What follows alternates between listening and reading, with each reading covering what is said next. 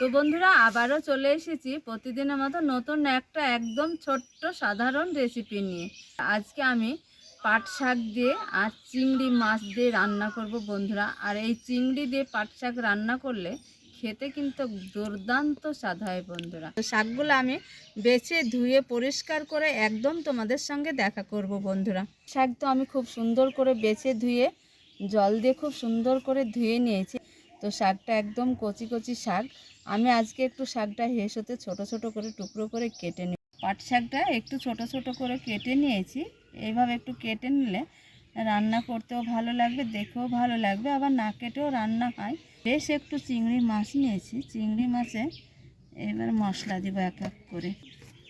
চিংড়ি মাছে স্বাদ অনুযায়ী একটু লবণ দিয়ে দেবো, হলুদ সামান্য একটু দিয়ে দেবো, একটু সামান্য জিরের গুঁড়ো। বন্ধু এই মশলাতেই রান্নাটা হয়ে যাবে। এবার খুব সুন্দর করে হাত দিয়ে মেখে নেব। আর রান্নার জন্য একদম সব কিছু কেটে বেছে রেডি করে নিয়েছি। এবার রান্নার কাছে একদম চলে যাব। আর কড়া চুলায় বসিয়ে দেখো তেল সরিষার দিয়ে দিয়েছি। তেলটা কিন্তু খুব ভালো করে গরম করে নিয়েছি। কাঁচা মরিচ ঝাল বুঝে, শুকনো লঙ্কা, থেতো করা রসুন আর একটা পেঁয়াজ বন্ধুরা তেলের উপরে সমস্ত মশলাগুলো দিয়ে দিব। এই অবস্থায় দিয়ে দেবো এইখানে স্বাদ বুঝে একটু লবণ। লবণটা একটু ঠিকঠাক দিতে হবে বন্ধুরা। কেটে রাখা পাট শাকটা দিয়ে দেবো। নরম হয়ে ভাজা ভাজা করে নিয়েছি, সেদ্ধও হয়েছে বন্ধুরা খুব সুন্দরভাবে। এবার একটা পাত্রতে ঢেলে নিয়ে খুব ভালোভাবে ভেজে নেব। খুব সুন্দর করে কষিয়ে নিয়েছি আর চিংড়ি দিয়ে তেল ছেড়ে দিয়েছে। এবার সেদ্ধ করে রাখা পাট শাকটা এইবার দিয়ে দেবো। পাট শাক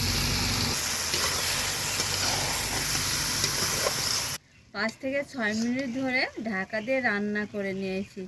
আর জলটা দেখো একদম শুকিয়ে আঠা আঠা হয়েছে। এইভাবে যদি চিংড়ি দিয়ে যদি কচি কচি পাট শাক রান্না করা যায়, খেতে কিন্তু একদম দারুণ লাগে বন্ধুরা। এই যে দেখো কতটা লোভনীয়। শাকটা একদম রান্না রেডি হয়েছে। এবার একটা থালাতে তুলে তোমাদের সঙ্গে দেখাচ্ছি বন্ধুরা। এই চিংড়ি দিয়ে পাট শাক রান্না কেমন ছিল? যদি ভালো লাগে অবশ্যই ভিডিওটা একটু শেয়ার করতে যেন ভুলো না বন্ধুরা। দারুণ ছিল বন্ধুরা।